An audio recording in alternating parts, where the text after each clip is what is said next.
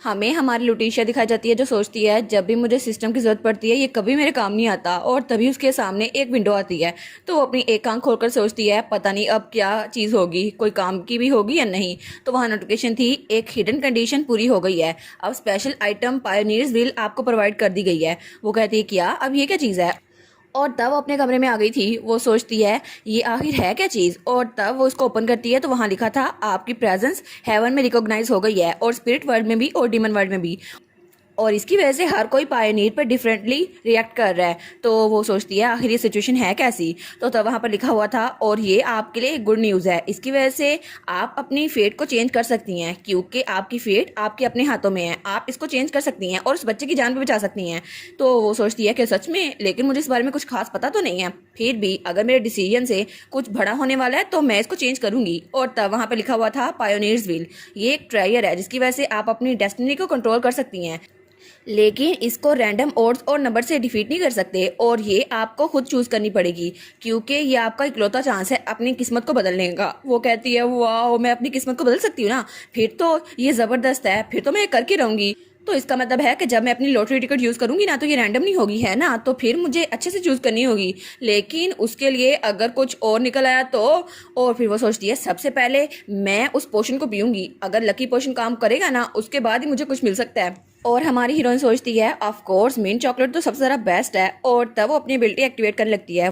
तो हमारी हीरोइन कहती है ठीक है, मुझे जिस नावल को समन करना है उसका नाम है लेडी बेबी, और तब वो अपनी पावर को यूज़ करती है और वो कहती है मुझे पायोनियर की विल यूज़ करनी है जिसकी वजह से मैं अपनी किस्मत को बदल सकती हूँ। और वहाँ पर बहुत ज़्यादा तितलियाँ आ गई थी, वो कहती हैं वाह ये कितनी ज़्यादा खूबसूरत तितलियाँ है ना।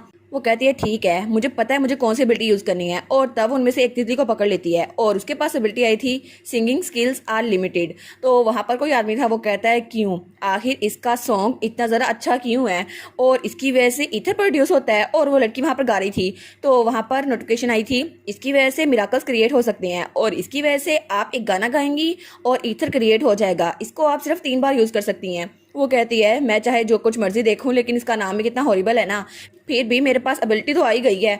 और तब वो सोचती है लेकिन सिर्फ ये काफ़ी नहीं होगा, मुझे कुछ और भी करना होगा, तो प्लीज़ बस मेरी हाइपोथेसिस वो ठीक हो। और तभी हमें वो बच्चा दिखा रहता है जो बहुत ज़्यादा डरा हुआ था और वो नाइटमेयर देख रहा था। वो सोचता है क्यों, कोई तो मुझे मार डाले ताकि मेरी ये सफरिंग्स खत्म हो। वो सोचता है कुर्बानी मिसाकर, यहाँ पर तो हर कोई किसी को मारने का सोच रहा है। और कोई लड़की वहाँ चिल्ला कह रही थी मैं हिज मजेस्टी के लिए इसको सेक्रीफाइस करती हूँ और मैं इसको यहाँ मारने के लिए छोड़ दूंगी।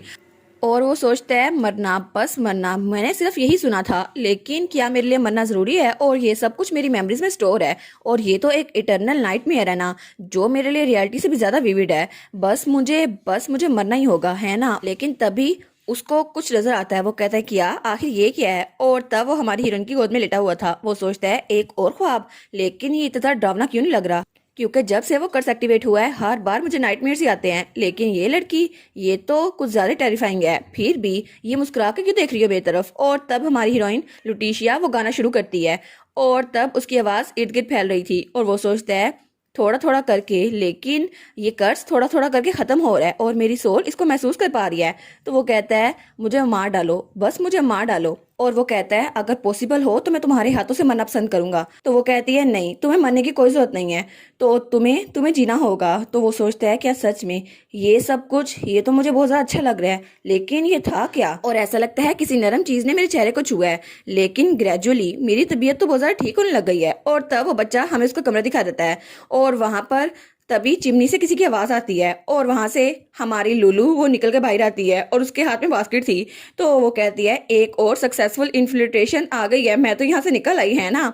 और तब उसके डैड की बात उसे याद आती है जो कहता है तुम्हें उस बच्चे से थोड़ी देर के लिए दूर रहना होगा। वो कहती है जी मैं ऐसा ही करूंगी। वो सोचती है मैंने प्रॉमिस तो किया था अपनी फैमिली के साथ, लेकिन अब मैं क्या ही कर सकती हूँ। और जब मैं डॉक्यूमेंट देख रही थी ना तो मुझे ये सीक्रेट पैसेज मिला और मैं यहाँ पर आ गई, उनको पता भी नहीं चलेगा। और तब उस बच्चे के पास आती है और उसको देखती है, वो सोचती है थैंक गुडनेस इसकी रेड लाइंस तो अब थोड़ी कम हो गई हैं और इसकी तकलीफ भी कम हो गई है ना।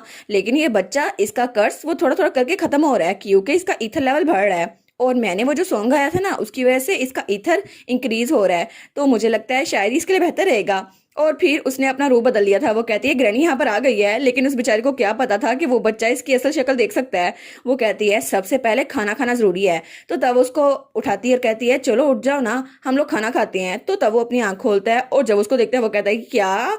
वो कहता है तुम मेरे हाथों को टच ना करो, तुम्हें भी ये बीमारी फैल जाएगी। वो कहती है इट्स ओके इट्स ओके, ये बिल्कुल भी खतरनाक नहीं है, ये मुझे नहीं फैलेगी। वो कहता है लेकिन तुम मेरे जैसे को टच क्यों करना चाहोगी, ये तो मुझे बीमारी फैली हुई है ना। वो कहती है लेकिन मैं क्यों नहीं करूंगी, और वैसे भी तुम ग्रैनी को तुम क्यों कह रहे हो रास्कल। तो वो कहता है क्या ही करूं मैं अब इसका। तो हमारी हीरोइन उसके सामने प्याले में सूप पेश करती है। तो वो कहती है चलो उठ जाओ ना, तुम्हें खाना खाने की जरूरत है ताकि तुम जल्दी बेहतर हो जाओ।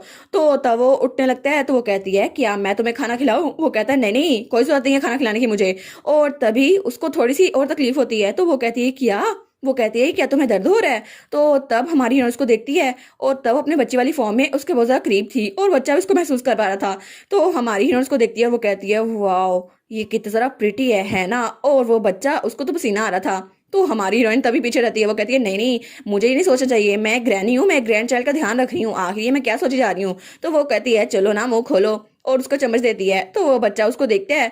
तो हमारी कहती है चलो ना मुंह खोलो जल्दी करो। तो वो कहता है आखिर आप मेरी हेल्प क्यों कर रही हैं। वो कहती है वेल ये ग्रैनी का काम होता है कि बच्चों को खाना खिलाए, वैसे भी तुम तो अनकंफर्टेबल हो रहे हो मेरे साथ, तो मैं थोड़ी देर बाद आ जाऊंगी, तुम्हें बस खाना खाना होगा तो अभी खा लो ना या बाद में खा लेना।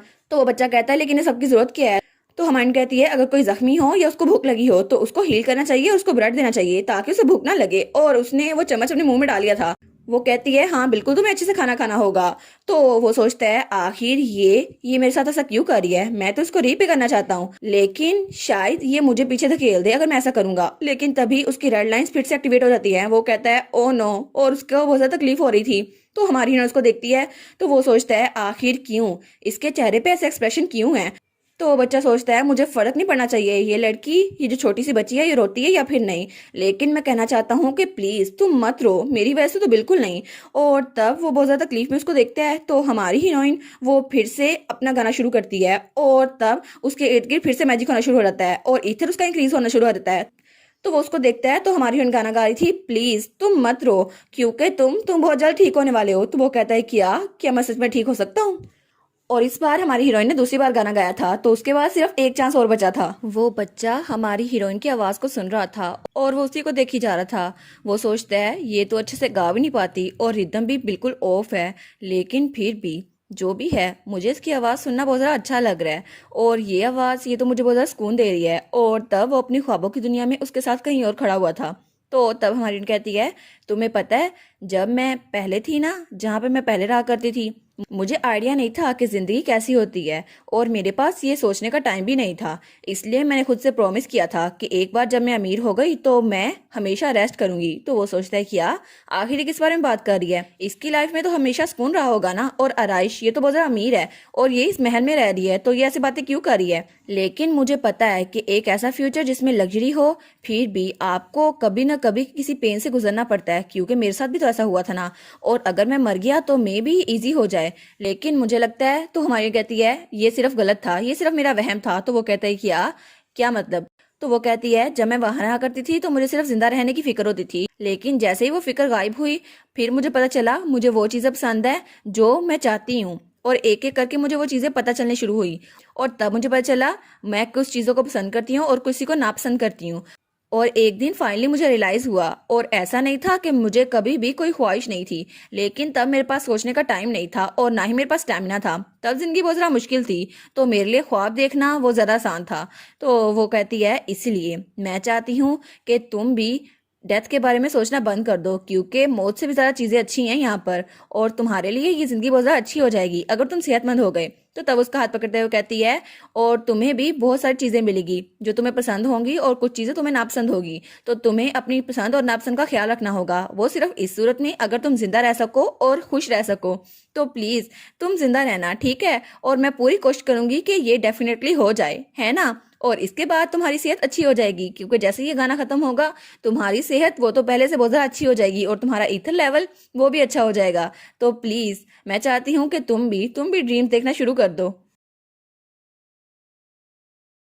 और इसी के साथ ये वाला पार्ट यहीं पर ख़त्म। तो आप लोग बताइएगा आप लोग को ये पार्ट कैसा लगा, और वीडियो को लाइक और चैनल को सब्सक्राइब लाजमी कीजिएगा। बाकी वीडियोस का लिंक भी स्क्रीन पर नज़र आ रहा होगा, तो काइंडली उनको भी चेकआउट कर लें। और thank you so much for watching my videos. Stay safe, bye bye.